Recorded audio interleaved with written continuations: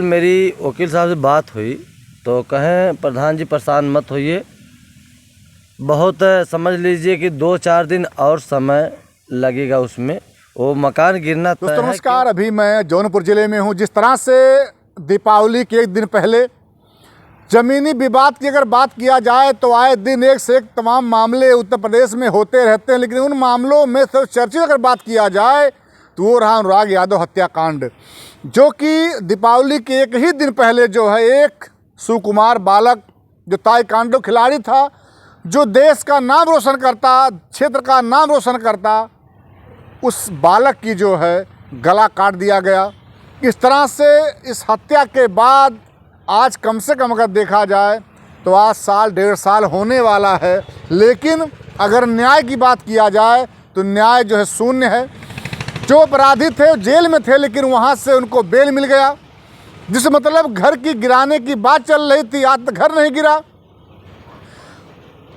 DM कार्यालय से अगर बात किया जाए तो वहाँ पे अनुराग के परिवार जाकर के वहाँ मुलाकात करते हैं, लेकिन यही रहा कि वहाँ भी संकेत यही मिलता है कि लालता के वकील हो सकता है कि हाई कोर्ट चले जाएं।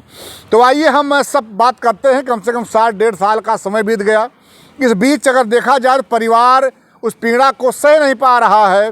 उसके साथ साथ बात करें जो गांव के प्रधान वीरेंद्र यादव जी हैं, ये भी लगातार इस मुद्दे पे बात करते रहते हैं, लेकिन आज मैं बात क्लियर ही कर लूँगा कि आखिर में क्या कुछ आशाएं हैं कि पूरी तरह से जो है क्षेत्र के लोग, आपके दर्शक और परिवार के लोग ये मान लें कि न्याय जो है वो नहीं मिलेगा। प्रधान जी क्या कहिएगा? आपके चैनल को बहुत बहुत धन्यवाद। जो हमारे दर्शक लोग हैं उन लोगों को भी दिल से प्रणाम। जहाँ तक बात है घर गिरने की, देखिए आज 2 साल लग गया है। सही बात है कि इतना इंतज़ार और इतनी लड़ाई करने के बाद भी समझ लीजिए कि अभी मकान नहीं गिरा। लेकिन कल मेरी वकील साहब से बात हुई तो कहें प्रधान जी परेशान मत होइए, बहुत समझ लीजिए कि 2-4 दिन और समय लगेगा, उसमें वो मकान गिरना तय है, क्योंकि उसका कोई आधार नहीं है कि लालता हो या लालता के वकील साहब हों कि कोई आपत्ति करें। चूँकि वो मकान ये सब जान रहे हैं कब का बना है, सबको बताया गया है, सबको पता भी है। तो ग्राम समाज की ज़मीन है और बंजर की ज़मीन है, तो उसमें ये रियल है कि वो मकान गिरना तय है और गिरेगा। हम तो कहेंगे कि देखिए हमारे जो दर्शक लोग हैं शुरू से कहते चले आ रहे हैं कि आस मत तोड़िए, क्योंकि इसमें हर प्रकरण जो आपत्ति थी, कई बार आपत्ति पड़ी तहसीलदार साहब के कोर्ट में, वो भी खारिज हुआ। उसके बाद तहसीलदार साहब जब आदेश किया, आदेश करने के बाद भी डीएम साहब के यहाँ जब वो फाइल गई तो वहाँ पर भी हाई कोर्ट का आपत्ति था, वो भी डीएम साहब खारिज किए। तो पूर्ण रूप से वो मकान समझ लीजिए कि अब किस तरह के कहाँ से दबाव है, वो मकान सच है कि नहीं गिरा। लेकिन कल वकील साहब से बात होने पे ये पता चला कि वो मकान गिरना तय है और गिरेगा, बहुत जल्द गिरेगा। समय तो डेट तो नहीं बताया, लेकिन गिरना तय है। लेकिन अगर बात करें प्रधान जी तो कहीं न कहीं एक अफवाहें फैलाई जा रही हैं या अफवाहें हो रही हैं कि कहीं न कहीं जो इनका वकील है लालता का वो हाई कोर्ट जाने वाला, ऐसा कुछ? हाई कोर्ट गए थे, हाई कोर्ट आपत्ति किए थे, वो भी खारिज हो गया है। अब कहाँ बचा है उन्हें जाने के लिए? देखिए कि वकील साहब को भी मालूम है, लालता की भी मालूम है कि वह ज़मीन कैसी है, किसमें मेरा मकान बना हुआ है। सरकार की ज़मीन है, सरकारी ज़मीन है, तो उस पे ये भी जान रहे हैं कि 76,950 रुपया जुर्माना भी लगा है। तो कोई उनके पास अब समझ लीजिए कि कोई समाधान नहीं बचा है कि जो समझ लीजिए कि फर्जी अपना आपत्ति दाखिल कर रहे थे, वह सब खारिज हो गया है। चूँकि डीएम साहब बोले, जब लालता के वकील कहें कि सर, तो कहें उसमें बताइए मत, हमें सब मालूम है किस लिए हत्या हुई है, बताने की ज़रूरत नहीं है।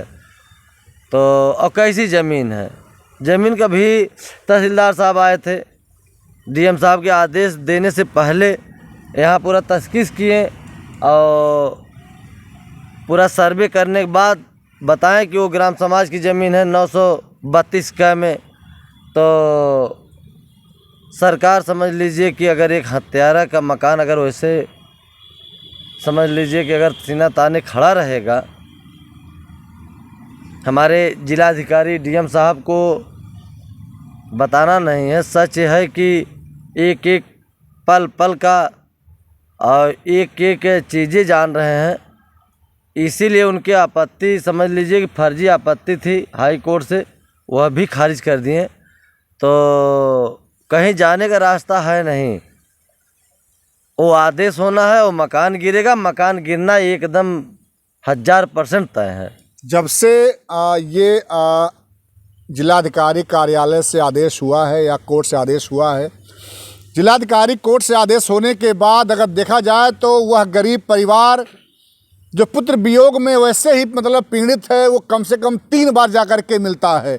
क्या ये बार बार की और मुलाकातें होगा, कुछ डीएम साहब करेंगे भी? देखिए, डीएम साहब आदेश कर दिए हैं।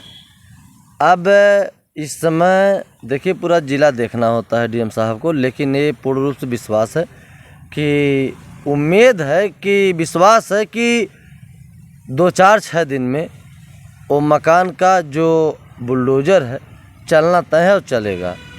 प्रधान जी, आप भी कम से कम 2 साल से लगे हैं, तो क्या आप अभी जनता में जा भी रहे हो? चुनाव का आने वाले समय चुनाव है, तो जनता क्या पूछती नहीं प्रधान जी अभी घर नहीं गिरा ऐसा कुछ? देखिए, सब पूछते हैं, घर घर जा रहे हैं और ग्राम सभा में सब पूछ रहे हैं कि सबसे ज़्यादा जो महिलाएं हैं वह पूछ रही हैं कि क्या बेटा, क्या भैया, कि क्या हुआ उनके अनुराग की जो हत्या किए हैं, लालता का मकान गिरा कि नहीं, गिरेगा कि नहीं।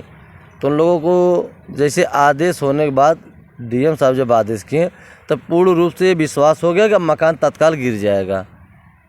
तो उन लोगों से हम कहें कि माता जी या बहन हो या नौजवान हो, बुजुर्ग हो, सब पूछ रहे हैं, तो हमें बताते हैं कि जैसे हम लोग दूसरा साल लग गया झेलते चले आए, इतना लड़ाई हम लोग लड़े कि आदेश कानूनी प्रक्रिया से आदेश हो गया।